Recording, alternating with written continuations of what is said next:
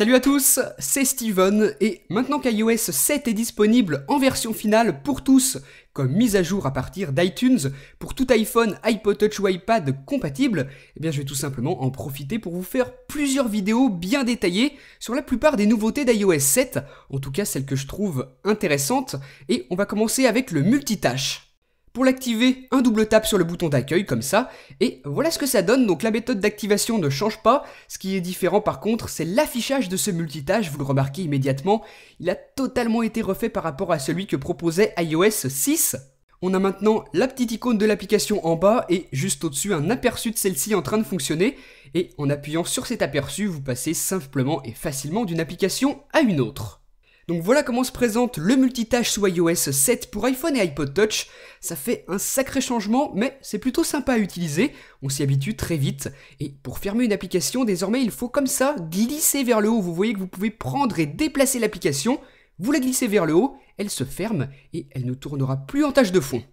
Comme sous iOS 6, pour activer ce multitâche, vous double tapez sur le bouton Home de votre iPhone ou de votre iPod Touch, et ça à partir du menu d'accueil ou encore depuis une application.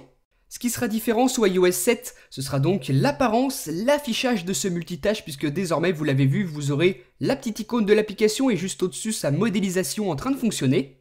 Ensuite, on ne retrouve plus le contrôle de la musique, de la rotation et du volume dans le multitâche comme sous iOS 6. Désormais, sous iOS 7, ce sera dans le Control Center, on verra ça dans une prochaine vidéo. Et enfin, dernier changement, c'est la méthode de fermeture d'application en glissant vers le haut. Autre nouveauté d'iOS 7 qui concerne le multitâche, regardez, vous voyez qu'il est désormais utilisable aussi en mode paysage. Donc vous double tapez toujours sur le bouton d'accueil 2 fois pour faire apparaître le multitâche et ensuite l'utiliser. Et les applications, au lieu de, comme tout à l'heure, être affichées en mode portrait, sont affichées en mode paysage. Le fonctionnement c'est exactement le même que tout à l'heure lorsque les applications étaient à la verticale.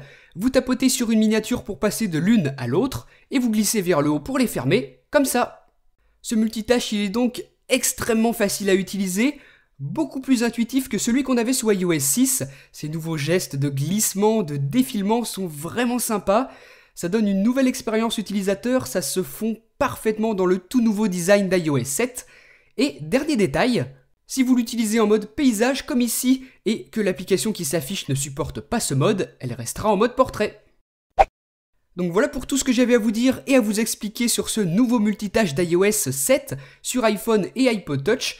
Et d'ailleurs sur iPad, vous le voyez en arrière-plan, ça se présente exactement de la même manière, sauf que l'écran est plus grand. On a donc un tout nouveau design, mais aussi une nouvelle manière de l'utiliser, notamment avec les gestes de glissement. Donc dites-moi dans les commentaires ce que vous avez pensé du multitâche d'iOS 7. Donnez-moi votre avis, savoir ce que vous en pensez, ça m'intéresse. Et vous pouvez aussi regarder mes autres vidéos de présentation des grandes nouveautés d'iOS 7, simplement en cliquant sur la petite vignette. Et moi je vous dis à très bientôt pour une prochaine vidéo. Salut!